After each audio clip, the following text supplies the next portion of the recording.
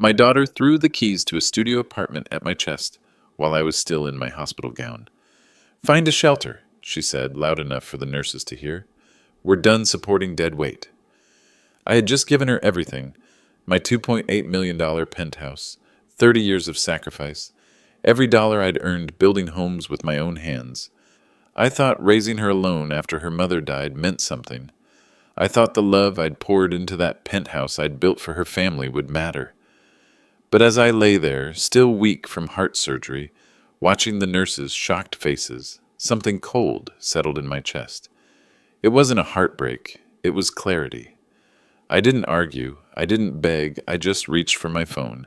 3 days later, everything changed. But before I tell you what happened next, let me know in the comments. What's the worst thing a family member has ever done to you when you were vulnerable? And don't forget to subscribe for more stories about quiet justice. My name is Charles Bennett, and 43 years ago, I made a promise to my dying wife. Sarah's hand was cold in mine when she whispered, "Take care of our daughter." Brittany was only 7 then, dark curls, gap-toothed smile, still believing Daddy could fix anything. I squeezed Sarah's fingers and swore I would. The cancer had taken Sarah quickly, brutally, 6 months from diagnosis to funeral. I was 34 years old, suddenly a widower with a little girl who kept asking when Mommy was coming home. Those first months were the darkest of my life. Learning to braid hair, attending parent-teacher conferences alone, explaining to a child why life could be so unfairly cruel. I kept that promise for 36 years. Through scraped knees and teenage heartbreak, through college tuition I couldn't afford, and a wedding that cost more than my first house. I turned down promotions that required travel. I never remarried, though Sarah's sister Linda tried setting me up dozens of times. "Charles, you need companionship," she'd say. But I had Brittany. That was enough.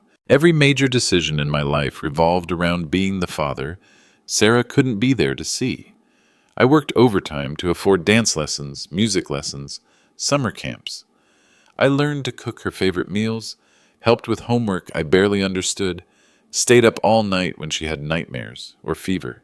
When Brittany married Trevor Walsh 5 years ago, I walked her down that aisle with tears streaming down my face, not just because she looked beautiful in Sarah's wedding dress, because I'd kept my promise. I'd raised our daughter alone, and she'd become this radiant woman with her own family. The reception was everything Sarah would have wanted. Brittany's laugh echoing through the ballroom. Emma, barely 3 years old, dancing on my feet while the band played Sarah's favorite song. Trevor shook my hand that night and called me Dad. I felt like the luckiest man alive. But I never told her about the carefully planned backup plan. See, I wasn't just any father. I was a construction engineer with 40 years of experience building foundations that last. When Brittany got pregnant with Emma, I decided to build them something special. Not just buy a house, build one, with my own hands. Every beam, every wire, every custom detail designed specifically for my growing family. The penthouse took me 2 years. Evenings, weekends, every vacation day I had saved. I installed soundproof walls for when the baby cried, built custom storage for Emma's toys, designed a kitchen with enough space for family dinners and birthday parties. The master bedroom had French doors that opened onto a balcony where Brittany could watch sunsets. Every detail had meaning. The hardwood floors came from trees on Sarah's family farm. The marble countertops were quarried from the same stone as our wedding chapel. I carved Emma's name into a hidden beam where only family would know to look. This wasn't just construction, it was love made tangible. When the appraiser valued it at $2.8 million, I nearly laughed. I'd built it for love, not money. The deed went straight into Brittany's name. "This is your family's future," I told her the day they moved in. Emma was barely walking, stumbling around those custom-built rooms like she owned the place. What I didn't realize was Trevor's secret. The first red flag came during Emma's 4th birthday party. Trevor spent the entire afternoon on his phone in the corner, voice low and urgent. When I asked Brittany about it later, her face went rigid. "It's work stuff, Dad. You wouldn't understand." The tone caught me off guard. Sharp, defensive, not like my daughter at all. Then came the expensive purchases. A new BMW for Trevor. Designer clothes for Brittany. A kitchen renovation that cost more than most people's annual salary. When I asked where the money was coming from, Brittany waved me off. Trevor's business is doing really well. But I'd been in construction long enough to recognize nervous energy when I saw it. The family dinners stopped. Emma's school events became too busy to attend. Phone calls went unanswered for days. When I did see them, Trevor barely looked up from his phone, and Brittany seemed constantly on edge. Emma would hug my legs and whisper, "Grandpa, why is Mommy always mad?" I started paying attention to details. Trevor's hands shook when he thought nobody was watching. Brittany had dark circles under her eyes that makeup couldn't hide. Bills piled up on their kitchen counter, red notices, final warnings, past due stamps. They were drowning financially, but somehow still buying luxury items. Then came the day I couldn't ignore it anymore. I drove to the Penthouse on a Tuesday morning. Brittany answered the door in her pajamas at 11 a.m. Her eyes were red-rimmed, her hair unwashed. Behind her, I could hear Trevor on the phone, his voice carrying from the kitchen. "I need more time. Just give me until Friday." "Dad, this isn't a good time," Brittany said, blocking the doorway. But I'd raised this girl for 25 years. I knew when she was lying. "Brittany, what's going on?" "Really?" I kept my voice gentle but firm. "If you're in trouble, I can help." Her laugh was bitter. "Help? Dad, you've helped enough. This house, this pressure to be grateful all the time, it's suffocating." Trevor appeared behind her, his face flushed and angry. "Charles, we're handling our business. We don't need advice from someone who's never taken a real risk." The words stung because they weren't true. I'd risked everything building their home. Risked my savings, my retirement, my future security, but Trevor's definition of risk apparently involved something different, something that required desperate phone calls and sleepless nights. Emma appeared in the hallway, clutching her stuffed elephant. Her wide eyes darted between the adults. She was old enough to understand tension, young enough to be scared by it. What Emma saw changed everything. That night, I did something I hadn't done in 20 years. I called my old friend Patricia Coleman. We'd worked together on construction contracts for decades before she specialized in estate planning. If anyone could help me understand what was happening to my family, it was Patricia. "Charles, I've been waiting for this call," she said without preamble. "I've been watching the property records. Someone's been making inquiries about your penthouse, title searches, appraisal requests." My blood went cold. What kind of inquiries? The kind people make when they're planning to sell. Patricia had helped me structure the original deed transfer, life estate provisions, inheritance protections, legal safeguards I'd insisted on because I'd seen too many construction workers lose everything to ungrateful children. "The good news is your protections are solid," she continued. "Nobody can sell that penthouse while you're alive, not legally." We'd spent months crafting those protections 15 years ago. Patricia had warned me about family disputes over property. "Charles, love doesn't always protect assets," she'd said. "You need legal barriers." I'd thought she was being paranoid. Now I understood she was being prophetic. But I had one more insurance policy. 15 years ago, when property values were bottoming out, I made an investment that nobody knew about. Another penthouse, 2 blocks from Brittany's, purchased through a shell company I'd created called Heritage Properties, LLC. I'd been saving for retirement, but when I saw the opportunity, I knew it was worth the risk. The second penthouse was smaller but elegant. 2 bedrooms, marble countertops, floor-to-ceiling windows with a view of the harbor. I'd bought it for $1.2 million. By last year's appraisal, it was worth $3.5 million. Not bad for a construction worker who never took real risks. Why keep it secret? Because I'd learned something important in 40 years of building. Always have a backup plan. Foundations crack. Weather happens. People change. Smart builders prepare for the worst while hoping for the best. I'd furnished the place gradually, moved in some personal items.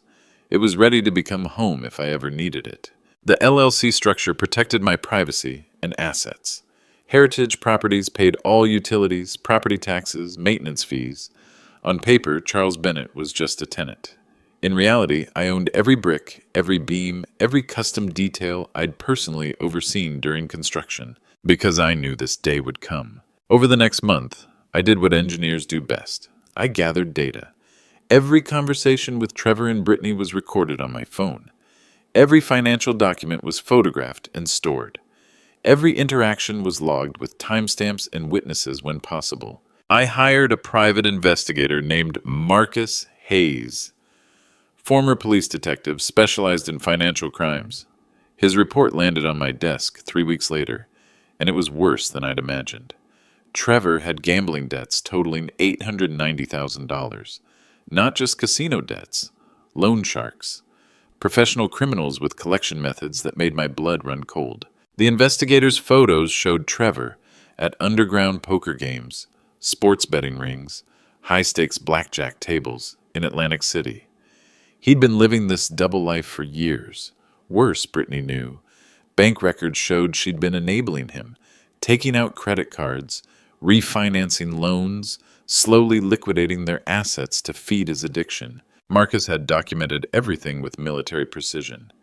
Transaction records, surveillance photos, audio recordings of Trevor's phone calls with bookies, financial analysis showing how they'd hidden debt from credit reporting agencies. The evidence painted a picture of systematic financial fraud spanning 3 years. Trevor had no idea what he was stealing. The final piece of my legal strategy involved Emma. At 16, she was old enough to understand what was happening in her household, smart enough to recognize the difference between right and wrong, and young enough to be protected by family court if things went bad. I met with Patricia again, this time bringing a revised will and trust documents. Emma would be the sole beneficiary of both properties when I died. Not Brittany, not Trevor, just my granddaughter, with trustees to manage everything until she turned 25. If my daughter wanted to steal from me, she'd be stealing from her own child's future.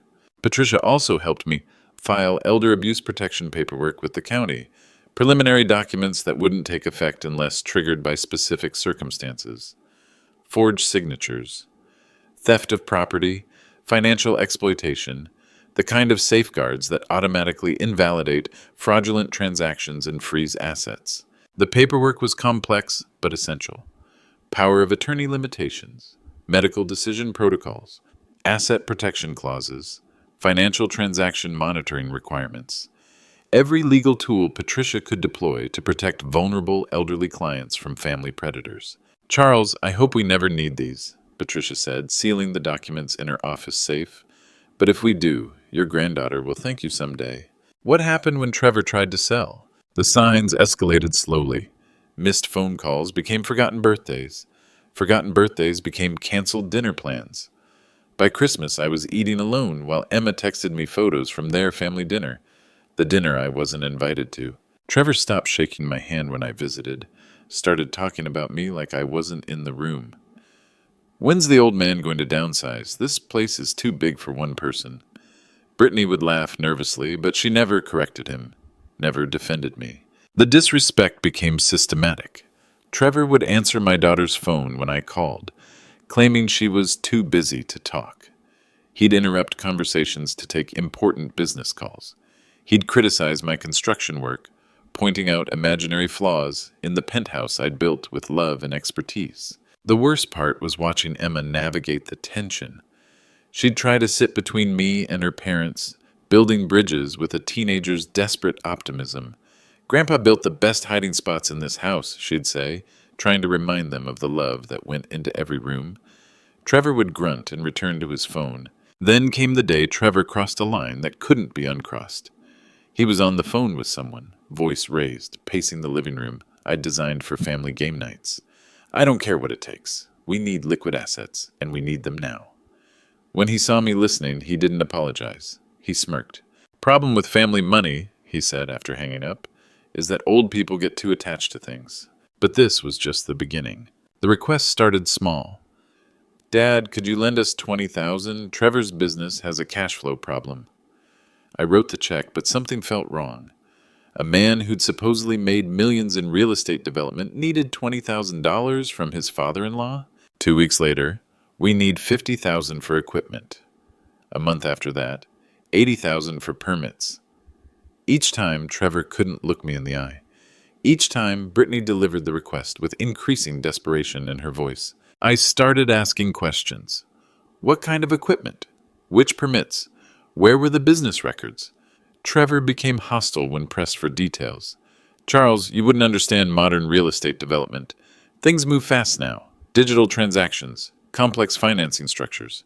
But I understood construction financing better than most people. I'd managed million-dollar projects, navigated permit processes, dealt with equipment leases and contractor payments. Nothing Trevor described made sense from an operational standpoint. Then came the big ask. Brittany arrived at my apartment on a Tuesday morning, makeup smeared, hands shaking. Dad, we need to refinance the penthouse. Trevor found an amazing investment opportunity, but we need to access the equity. She was asking me to put my own home at risk for her husband's mysterious business deals. I said no. For the first time in 36 years, I told my daughter no. Her reaction terrified me.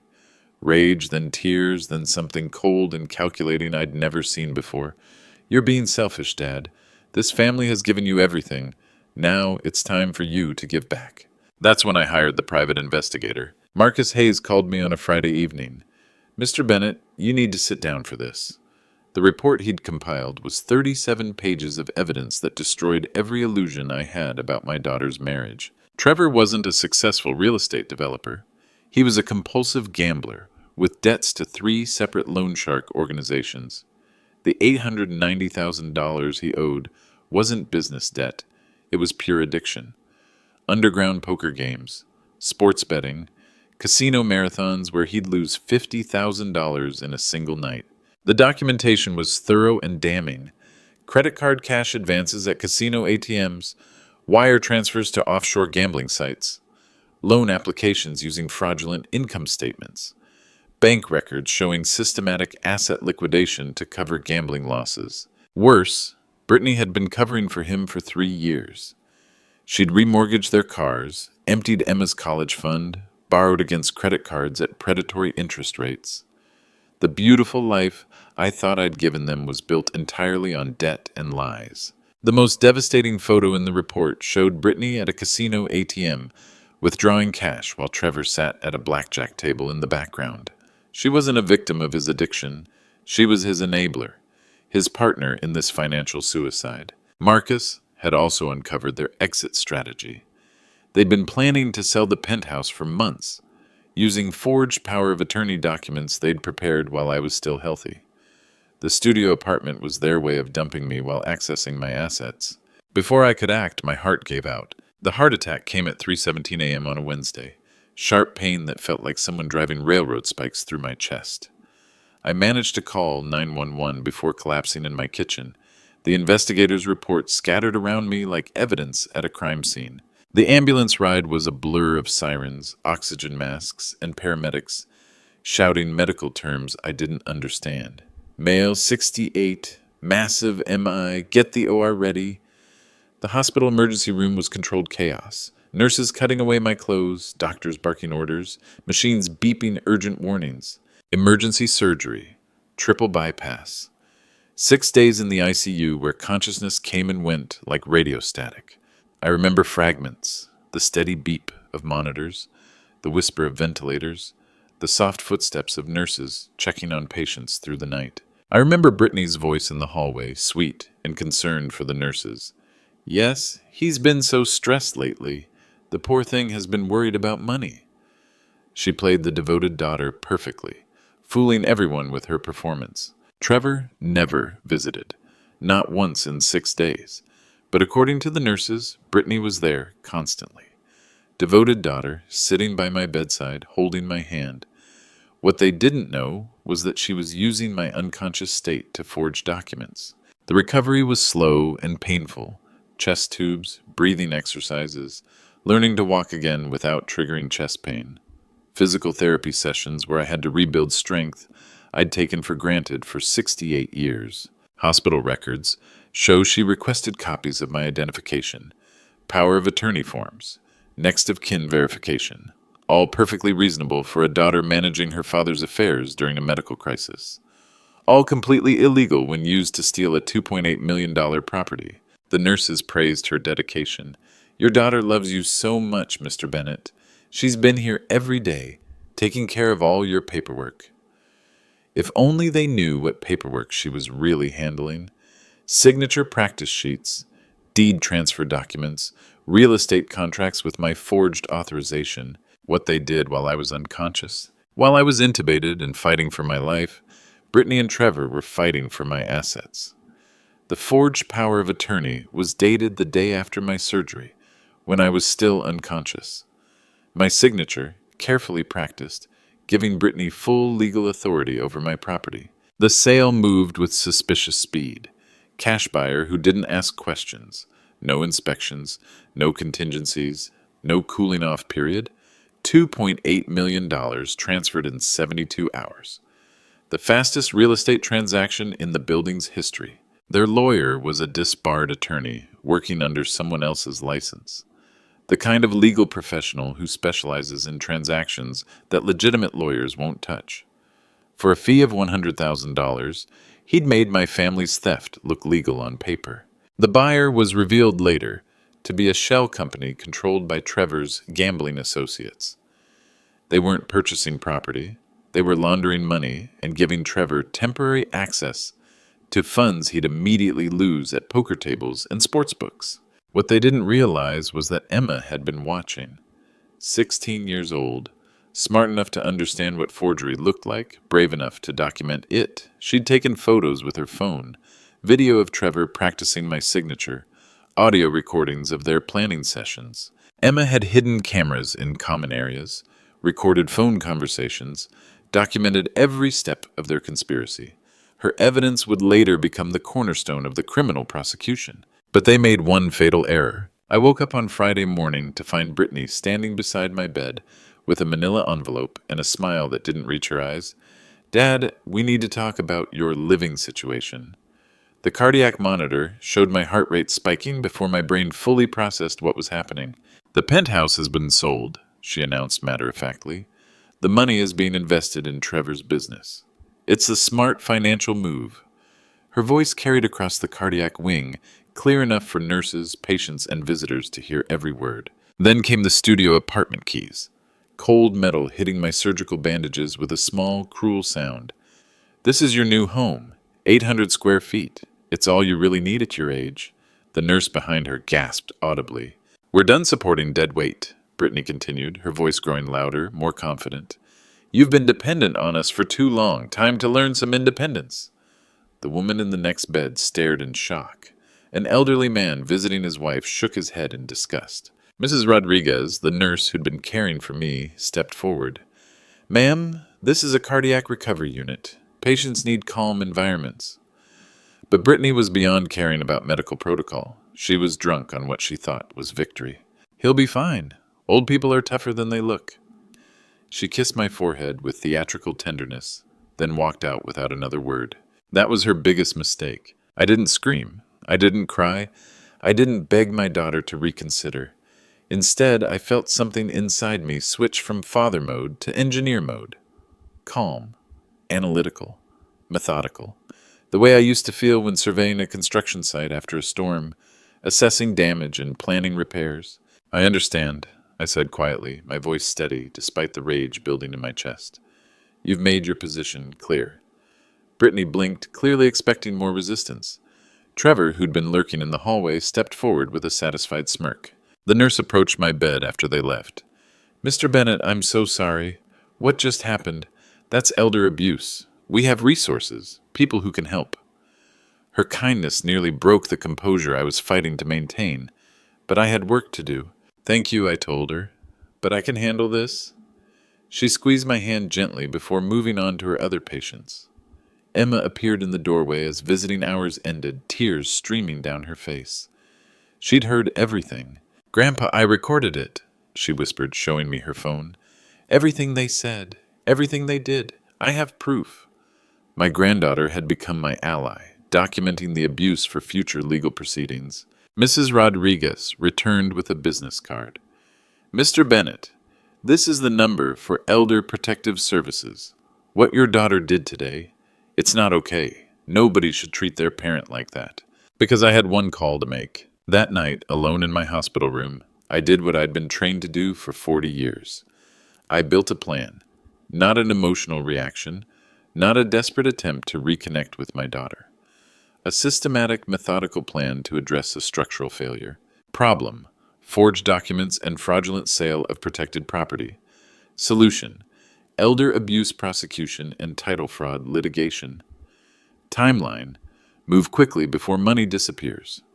Resources: legal counsel, documented evidence, and witness testimony. I'd spent decades building foundations strong enough to withstand earthquakes, hurricanes, and time itself. The legal foundation I'd built around my property was designed to withstand something much more dangerous: family greed. My heart rate stayed steady as I mentally reviewed every safeguard Patricia and I had put in place: life estate provisions, elder abuse protection clauses, automatic invalidation triggers. We'd anticipated this exact scenario 15 years ago. The beauty of engineering is that problems have solutions. Structural failures have repairs. Criminal behavior has consequences. I just needed to apply the right tools in the correct sequence. Emma's evidence would be crucial. Patricia's legal protections would be the foundation. Marcus's investigation would provide context. Mrs. Rodriguez's witness testimony would establish the public nature of the abuse. First call, my real lawyer. Patricia Coleman arrived at the hospital Saturday morning with a briefcase full of documents and 40 years of righteous anger on her face. Charles, I've been reviewing the property records. What your daughter did wasn't just cruel, it was criminal. She spread the paperwork across my hospital bed like a general planning a military campaign. Original deed, life estate provisions, elder abuse protection filings, forged signature analysis requests. Every document Brittany and Trevor had ignored or didn't know existed. The sale is invalid, Patricia explained, her voice carrying the confidence of someone who'd spent decades protecting families from exactly this situation. Your life estate provisions are crystal clear. No transfer of property is legal while you're alive without your direct, witnessed consent. Patricia had already contacted handwriting experts to analyze the forged signatures. She'd filed emergency motions to freeze the sale proceeds. She'd alerted the State Bar Association about the disbarred attorney facilitating the fraud. But the criminal charges would be even more satisfying: elder abuse, forgery, theft by deception, and potentially federal wire fraud if money had crossed state lines. Patricia had already contacted the district attorney's elder abuse unit. Charles, they picked the wrong father to steal from. Your documentation is bulletproof. Your legal protections are airtight. They're going to prison. Second call, the title company. By Sunday evening, we had our battle plan. Patricia filed emergency motions with the county court. Temporary restraining order against the sale. Asset freeze on the $2.8 million. Immediate title search suspension pending fraud investigation. Every legal mechanism designed to stop theft in its tracks. More importantly, we'd secured Emma's testimony. Patricia met with my granddaughter Monday morning with a court-appointed guardian present to ensure her rights were protected. Emma's phone contained photos, videos, and audio recordings that would make any prosecutor salivate. The evidence was overwhelming. Trevor practicing my signature on hospital letterhead. Brittany researching power of attorney laws. Recorded conversations about getting the old man out of the way. Phone calls with their corrupt attorney discussing expedited transfers. The beauty of the legal system is that it doesn't care about family relationships or hurt feelings. It cares about evidence, facts, documentation, and we had months of systematic evidence that Brittany and Trevor had planned this theft while I was unconscious and vulnerable. Patricia had also contacted the FBI's Elder Abuse Task Force. Financial crimes crossing state lines became federal cases with federal penalties. Prison sentences measured in years, not months. What Trevor didn't know about the sale was that every document he'd signed was about to become evidence in his own prosecution. By morning, I was ready to move. Tuesday at 9 a.m., Patricia filed our emergency motion in County Superior Court. By 10 a.m., the title company had frozen the sale pending judicial review. By 11 a.m., Trevor's phone was ringing with very angry phone calls. I was discharged from the hospital that afternoon against medical advice, but with my cardiologist's reluctant approval. I needed to be present for what came next. Patricia drove me to the courthouse for our 2 p.m. hearing. Judge Catherine Morrison had been handling elder abuse cases for 20 years. She took one look at our evidence: the forged power of attorney, the suspicious timeline, Emma's photographic proof, and her face hardened like granite. "This is one of the most egregious cases of elder abuse I've seen in 2 decades on the bench," she stated. "An unconscious man recovering from life-saving surgery, robbed by his own daughter while vulnerable and defenseless. This sale is invalid," she declared, her gavel hitting the bench with the force of justice itself. "All proceeds are frozen pending criminal investigation. The property title reverts to Mr. Charles Bennett immediately." The defense attorney, not the corrupt one who'd facilitated the fraud, but a legitimate lawyer they had hired after realizing they were in serious trouble, tried to argue that this was a family financial matter. Judge Morrison wasn't having it. "Theft is theft, counselor. Family relationships don't exempt anyone from criminal law." Trevor's phone started ringing. The district attorney's office moved with the efficiency of professionals who'd seen this crime too many times. Detective Sarah Martinez, head of the Elder Abuse Unit, called Wednesday morning. "Mr. Bennett, this isn't just forgery. We're looking at organized fraud, money laundering, and potentially federal charges." The investigation revealed the scope of Trevor's criminal enterprise. The $890,000 in gambling debts was just the beginning. Bank records showed suspicious transfers to offshore accounts, fake business loans, and investment schemes designed to hide stolen money from creditors. Detective Martinez had uncovered a network of corrupt attorneys, real estate agents, and financial advisors who specialized in exploiting elderly property owners. Trevor and Brittany were part of a larger criminal organization targeting vulnerable seniors throughout the region. More disturbing, they had discovered 2 other elderly victims. Trevor had used similar tactics on other families, forging documents while relatives were hospitalized or incapacitated. This wasn't a desperate act by a gambling addict. This was a pattern of predatory behavior targeting vulnerable seniors. The federal task force had been tracking this network for months. My case provided the breakthrough they needed. Detailed evidence, documented patterns, witness testimony from medical professionals who'd observed the hospital confrontation. The loan sharks Trevor owed money to were very interested in his suddenly frozen assets. Detective Martinez informed me that they'd been asking questions around the neighborhood, looking for Trevor, looking for their money. But I wasn't done yet. Thursday morning, I called Brittany from my hospital bed. One final conversation as her father for everything changed forever. "I need you to meet me at Patricia's office. There are things we need to discuss." She arrived with Trevor and that same smug confidence they displayed in the hospital. "Dad, if this is about reversing the sale, it's too late. The money's been invested. There's no going back now." Trevor nodded, his arms crossed, clearly feeling victorious. "Besides," Trevor added with a sneer, "you should be thanking us. That studio apartment is perfect for someone your age. Low maintenance, minimal expenses. We did you a favor." Patricia spread the Heritage Properties LLC documents across the conference table like playing cards in a winning poker hand.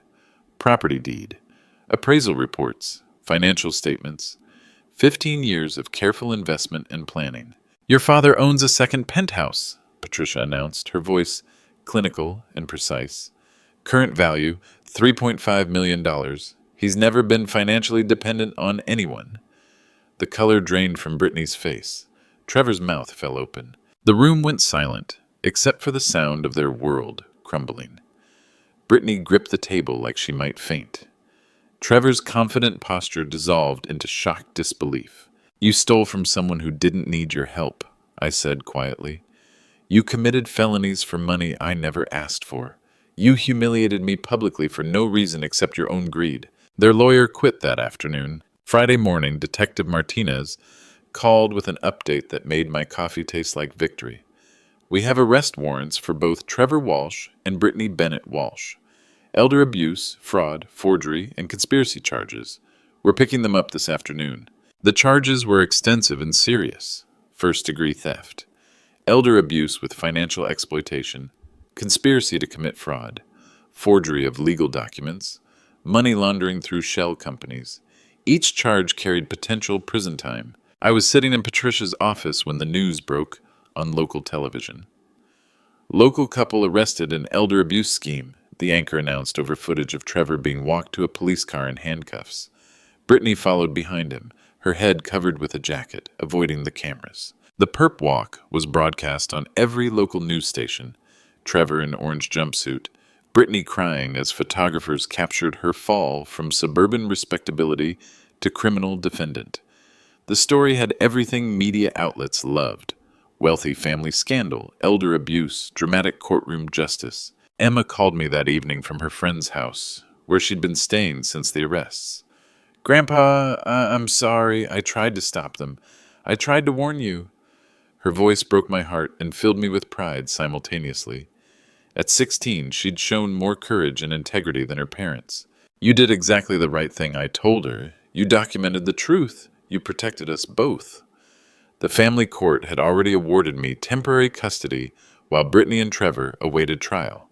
Emma would be safe. The media got interested. The story exploded across local news channels within hours. Daughter steals father's home during heart surgery. Elder abuse case rocks affluent neighborhood. Granddaughter's brave evidence exposes family theft.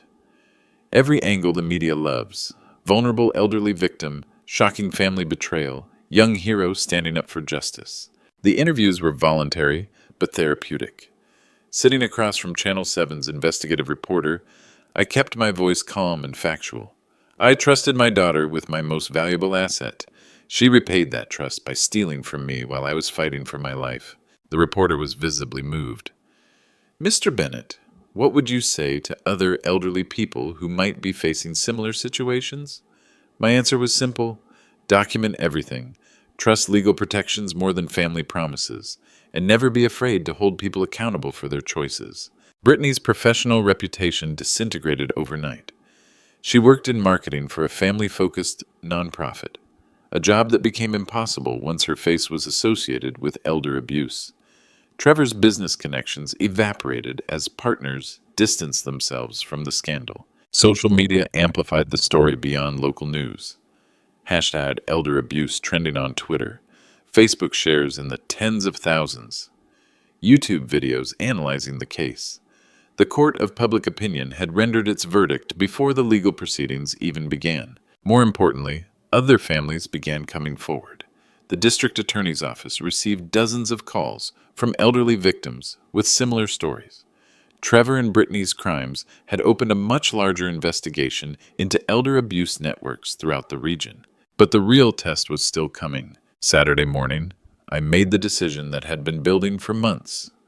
I called Heritage Properties Management Company and requested immediate occupancy of my second penthouse.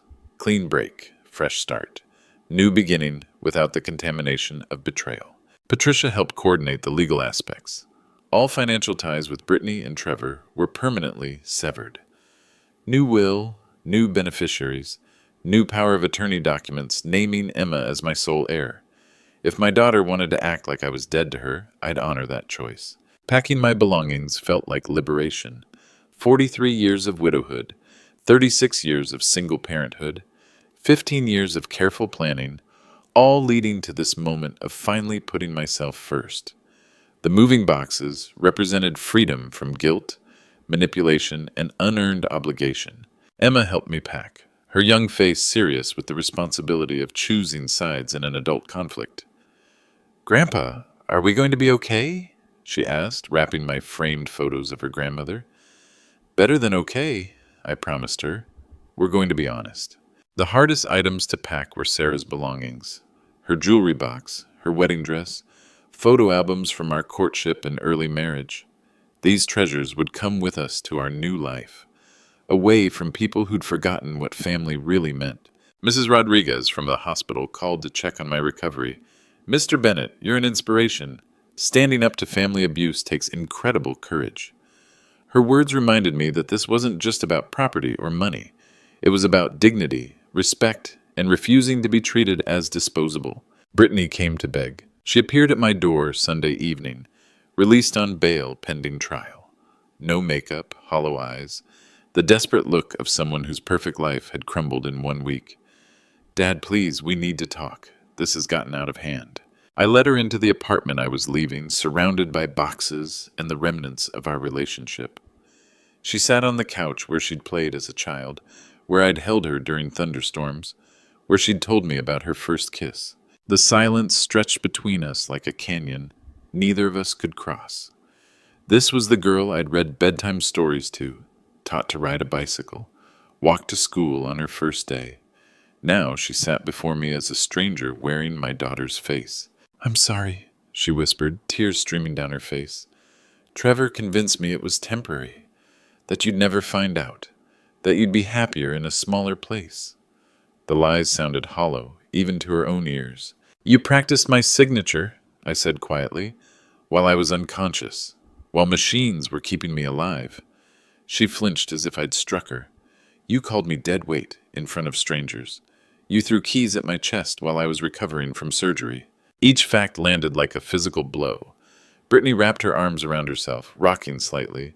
"Dad, Trevor said he promised," but even she couldn't finish the sentences. There was no justification for what they'd done. She tried to touch my hand, but I pulled away. "Dad, please. I'll make it right. I'll pay everything back. Just drop the charges." But it was too late for apologies, too late for promises, too late for the relationship we'd once had. The money was never the point, I explained. It was the cruelty, the public humiliation, the assumption that I was worthless because I was old and sick. Brittany sobbed, but I felt nothing except sadness for who she'd become. "You chose Trevor over your father. You chose greed over gratitude. You chose cruelty over compassion." The words hung in the air between us like a final verdict. I said just 2 sentences. "You made your choice when you decided I was expendable. Now live with the consequences." The door closed behind her with the finality of 36 years ending. Moving into heritage properties felt like stepping into the life I'd planned but never lived. Harbor views from floor-to-ceiling windows, modern kitchen with granite countertops. 2 bedrooms, one for me, one for Emma. A fresh start built on 15 years of quiet preparation. The penthouse represented freedom in ways I'd never expected. No guilt about accepting charity, no pressure to be grateful for someone else's generosity. No walking on eggshells around people who saw me as a burden. Just the simple dignity of living in a space I'd earned and owned. Emma adjusted to the change with the resilience of youth. New school district, but better programs. New neighborhood, but safer streets. New family structure, but honest relationships. She decorated her room with photos of her grandmother, artwork from childhood, and books for her college preparation. I established a college fund for Emma using the insurance money from my heart surgery. Full tuition, room and board, graduate school if she wanted it. The family wealth would support the family member who'd shown integrity under pressure. The penthouse felt different from the one I'd built for Brittany. This one was mine alone, purchased with my money, designed for my comfort. No guilt about accepting generosity. No pressure to be grateful. Just the peace of living in a space that belonged to me. Sunrise through new windows became my daily reminder that endings can be beginnings. Emma would make coffee before school, and we'd stand together watching the harbor wake up, planning our day, building our future. We established new traditions. Sunday dinners at the harbor restaurant where Sarah and I had our first date. Saturday morning visits to the farmer's market. Evening walks along the waterfront where Emma would tell me about her dreams of studying architecture. 6 months later, the real consequences hit. The trial lasted 3 weeks. Trevor received 18 months in federal prison for elder abuse, fraud, and conspiracy. The judge called his crimes a betrayal of the most fundamental family bonds. Brittany received 2 years probation, 500 hours of community service, and a permanent criminal record. The sentencing hearing was packed with media, victim advocates, and other elderly abuse survivors who'd found courage in my story. Judge Morrison didn't hold back in her condemnation. This case represents everything wrong with a society that discards its elders like disposable objects. Restitution orders totaled $2.8 million, plus legal fees, court costs, and punitive damages. Money they didn't have, assets they'd already spent, debts that would follow them for decades. Their bankruptcy filing was a matter of public record, another humiliation in an endless series. Professional consequences were equally devastating. Brittany lost her marketing job and became unemployable in any position requiring trust or financial responsibility. Trevor's real estate license was permanently revoked, his business connections severed, his reputation destroyed. The corrupt attorney who'd facilitated the fraud received 5 years in federal prison. The shell company buyers were revealed to be money launderers working for organized crime syndicates. The entire network was dismantled because Emma had been brave enough to document everything. The media coverage ensured their crimes would follow them forever. Internet searches of their names returned articles about elder abuse, fraud convictions, and family betrayal. Job applications, rental agreements, social interactions, all contaminated by their choices. But prison was just the beginning. Brittany's social isolation was complete and swift. Friends stopped calling, neighbors avoided eye contact. Parents at Emma's former school whispered and pointed. The community that had once embraced them now viewed them as cautionary tales. Trevor's imprisonment brought different problems. Prison inmates don't respect men who steal from elderly family members.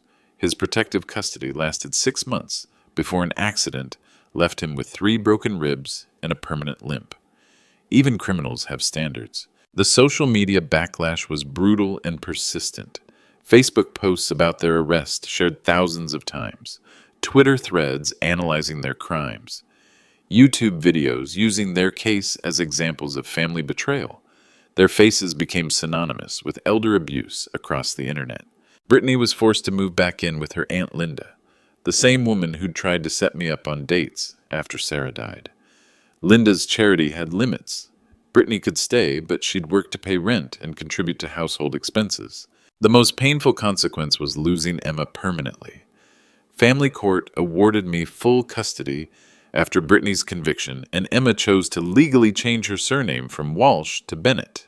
At 17, she was old enough to make adult decisions about adult consequences. "I want to be associated with the honorable part of my family," Emma told the judge. "My grandfather taught me that integrity matters more than blood relationships." The court granted her request immediately. The loan sharks came calling. Trevor's $890,000 gambling debt didn't disappear with his imprisonment. Professional criminals don't care about court orders, bankruptcy filings, or family tragedy. They care about collecting money, and they knew exactly where to find Brittany. The harassment started with phone calls, anonymous threats, photographs of Brittany leaving work, shopping, visiting Trevor in prison, professional intimidation designed to extract payment from someone who had no money to give. When psychological pressure failed, they escalated to property damage. Brittany's car windows were smashed. Her apartment was broken into and ransacked. Threatening messages were left where she'd find them.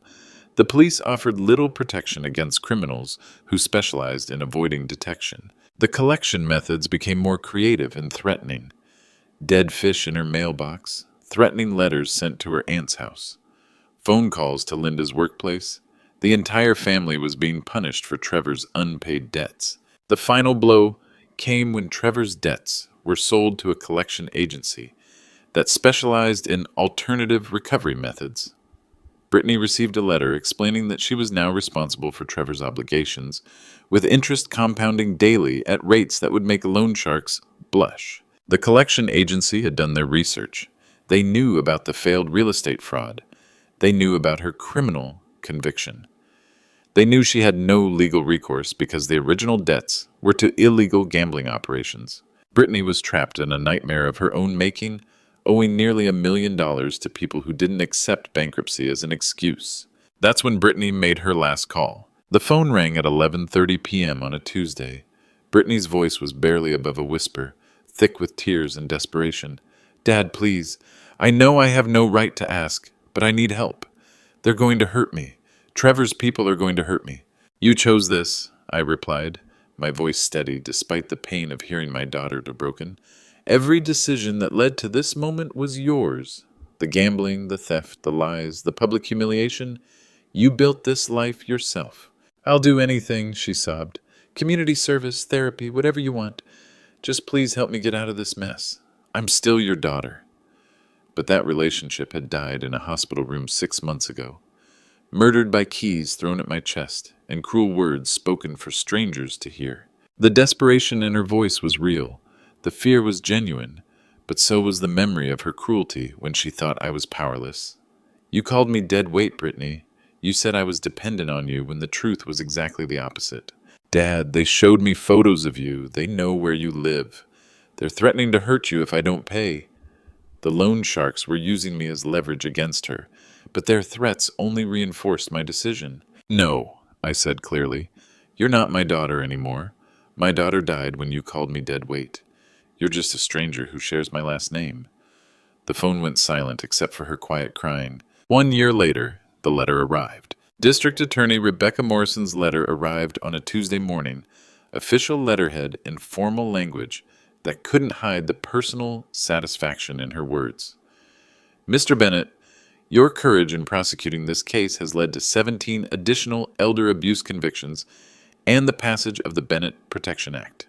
The legislation bearing my name created automatic criminal penalties for anyone who defrauded elderly family members during medical crises, life sentences for repeat offenders, asset forfeiture that would fund victim restitution, legal protections that would spare other families from experiencing our nightmare. The law was comprehensive and powerful.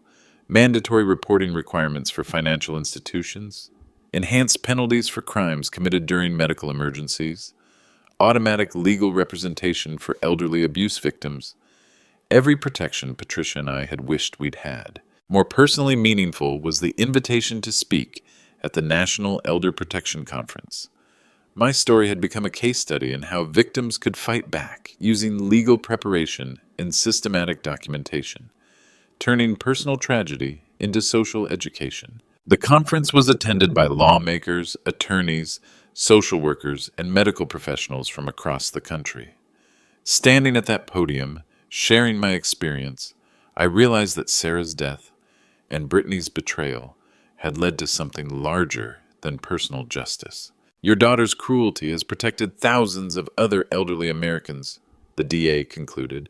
Sometimes individual courage creates universal change. The public recognition was deeply gratifying, but the most important letter was different. Emma's acceptance letter from Columbia University's architecture program arrived the same day as the DA's letter. Full scholarship based on her essay about building foundations of trust. Her application included photos of the penthouse I'd built for her family and her plans to design homes that bring families together rather than tear them apart. At 18, she'd chosen to study the same field that had defined my life's work, not from obligation or family pressure, but from understanding that construction is about more than buildings. It's about creating spaces where love can flourish, where memories can be made, where families can find safety. Her essay had moved the admissions committee to tears. My grandfather taught me that foundations must be stronger than the storms they'll face, she'd written. Family foundations require the same engineering principles: careful planning, quality materials, and regular maintenance. We celebrated her acceptance with dinner at the Harbor Restaurant, where Sarah and I had our first date 45 years ago. Emma wore her grandmother's pearl necklace, the one Sarah had hoped to give her granddaughter on graduation day. Some traditions survive even the worst family betrayals. The restaurant staff remembered us from previous visits. "Mr. Bennett, your granddaughter looks just like your wife," the manager said, showing us to Sarah's favorite table by the window. Emma glowed with pride at the comparison. She wrote just 2 sentences. Emma's note was waiting on my pillow after her graduation party, written in her careful handwriting on paper that smelled like her grandmother's perfume. "You taught me that respect is earned, not owed. Thank you for showing me the difference between family and blood." Those 2 sentences captured everything I'd learned in 70 years of living. Family isn't defined by DNA or shared last names. It's built through daily choices, consistent kindness, and earned trust. Blood relatives can become strangers. Strangers can become family. Love is a verb, not a noun. Sarah would have been proud of the woman Emma was becoming. Strong where her mother had been weak. honest where her parents had chosen deception, loyal where others had chosen convenience. The best qualities of three generations flowing forward into something new and hopeful. Emma and I have built something stronger than what I lost. Our morning coffee conversations, her excitement about architectural theory, my stories about construction challenges, these moments create bonds that can't be stolen by greed or destroyed by betrayal. We've established new traditions that honor Sarah's memory while creating our own legacy. Emma wears her grandmother's wedding ring on a chain around her neck. We visit Sarah's grave every month with fresh flowers. We read her favorite poetry aloud in the evenings. The penthouse has become a sanctuary of honesty. No hidden debts, no secret addictions, no cruel words spoken in desperate moments. Just two generations who chose each other, building a future on foundations of mutual respect and earned trust. Now, as I watch the sunset from my Harbor Properties penthouse, I understand that some endings are actually beginnings. Emma is designing her first building project, affordable housing for elderly residents with built-in legal protections and family support systems. Her architectural thesis focuses on creating living spaces that prevent elder isolation and abuse. She's turning our painful experience into professional purpose, ensuring that what happened to us will be harder for other families to endure. Sometimes the family you build is stronger than the one you're born into.